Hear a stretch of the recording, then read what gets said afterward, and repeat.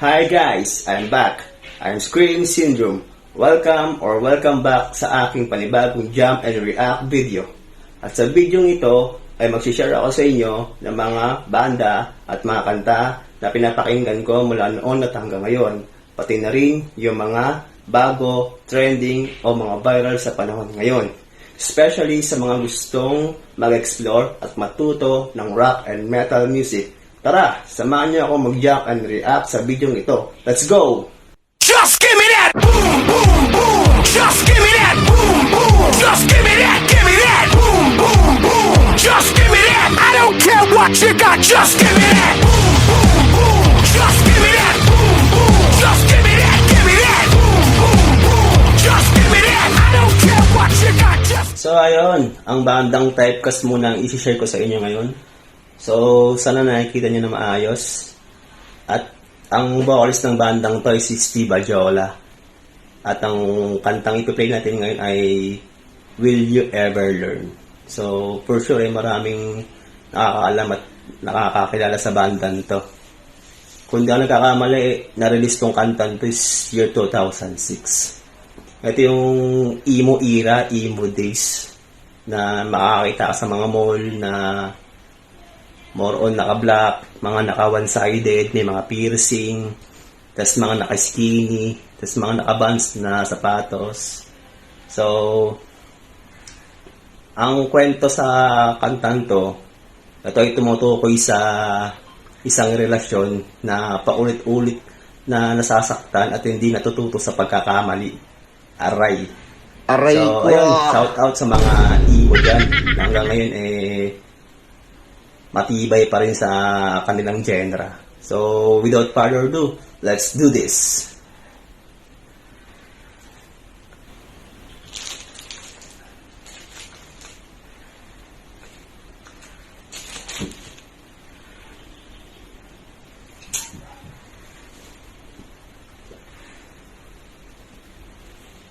Tagal?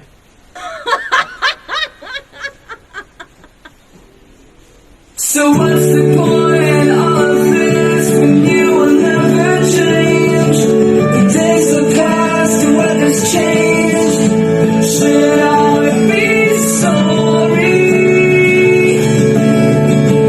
Could I be sorry? I did it all for you, hoping you would see. Your eyes and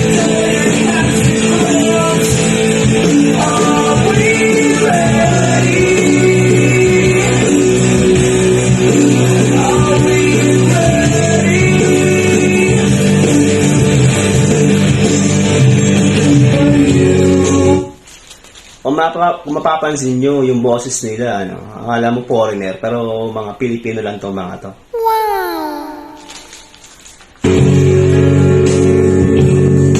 you think about yourself,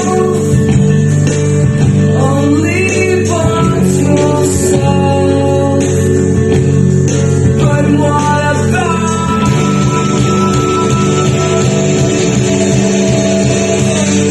a lonely night, romantic moments,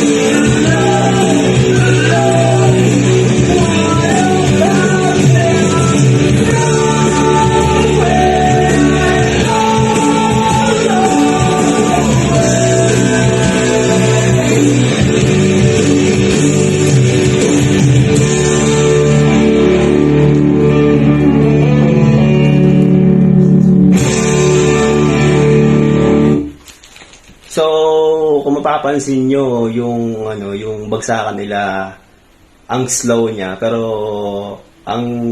kaya nga tinawag silang emo rock. So, mas expressive at dramatic yung vocals at instruments sa flow na ginagawa nila, kaya mas pasok siya sa emo.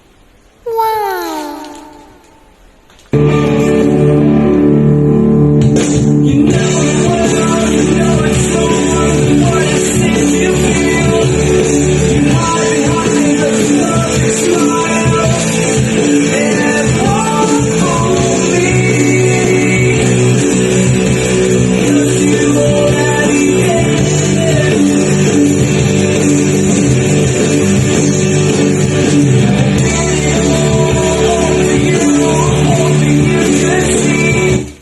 ko alam kung nakikita nyo yung mga buhok nila, mga one-sided. So, usually dati, ganun mo silang makikita. So, ngayon, ganun pa rin naman. Ano nga lang sila ngayon, parang sa generation ngayon, wala na masyadong pumoporma ng mga emo. Pero still, meron pa rin kayo makikita yan sa iba't ibang lugar dito sa Pilipinas.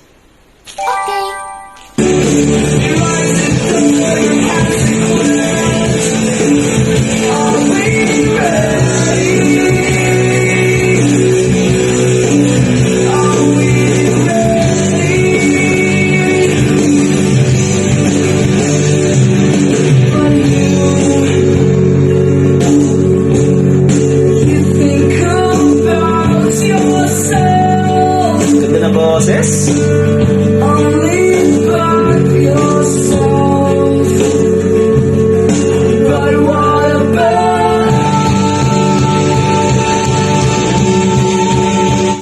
So, isa pala sa sa sign ng mga emo na mga vocalista or style ng pagkanta, yung boses nila matataas yung pitch na mahaba yung himig.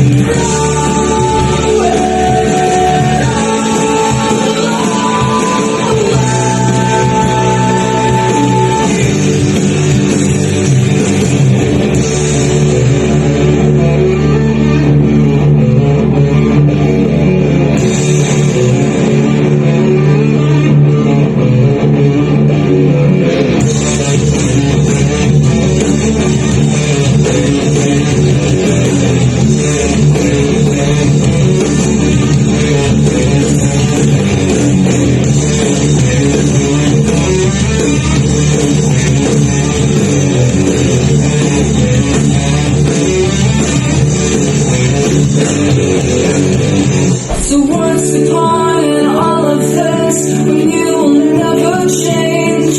The days have passed, the weather's changed. Should I be sorry? Should I be sorry?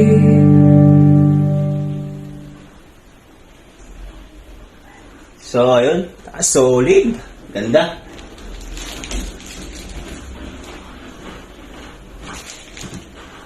So, ayun. Maraming salamat sa inyong pagsama sa aking video ng Jam and React.